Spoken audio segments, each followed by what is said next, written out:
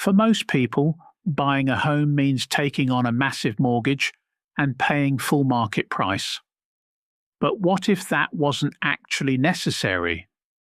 What if a parallel real estate market existed where properties routinely sold for 10 to 20% of their market value and ordinary buyers were never told about it?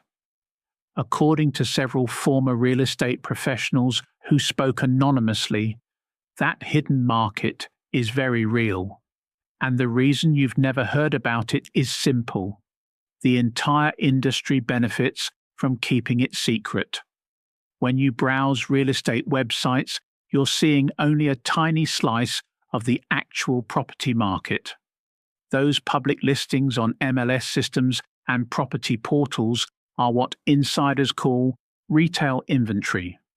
But before properties ever reach the public market, many are quietly sold through what insiders refer to as off-market channels. These deals include foreclosures sold privately before auctions, distressed sellers pressured to accept fast cash, government or bank liquidation properties, estate sales handled quietly through brokers.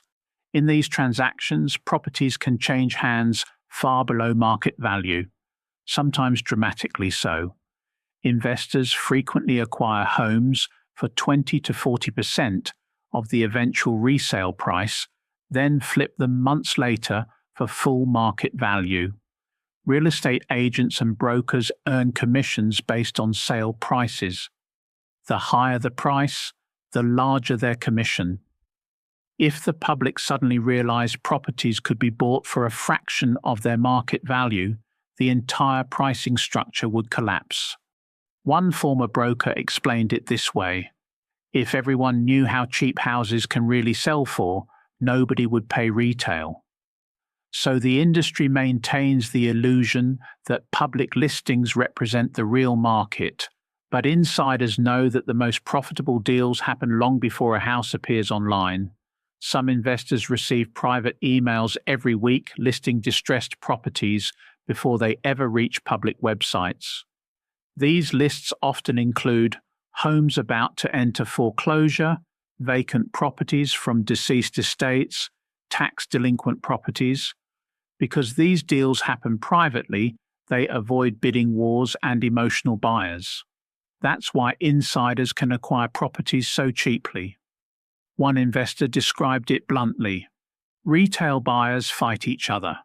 Investors buy before the fight even starts. Most buyers assume that real estate prices are determined by objective value, but in reality, prices are often determined by perception and competition.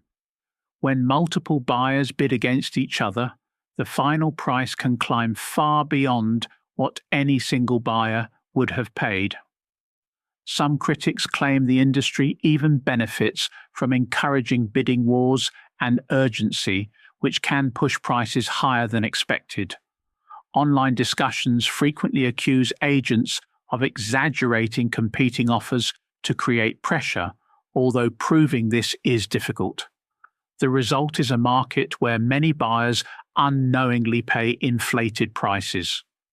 Here's the uncomfortable truth: a house isn't worth what it's listed for. It's worth what someone is convinced to pay.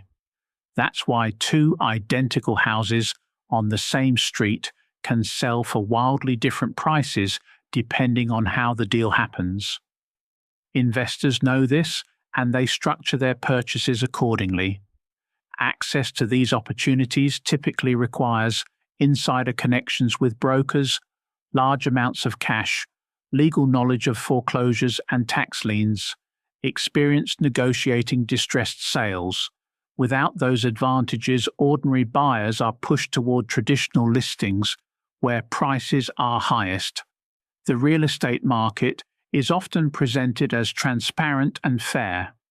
But behind the public listings lies a quieter market where properties can trade hands at dramatically lower prices.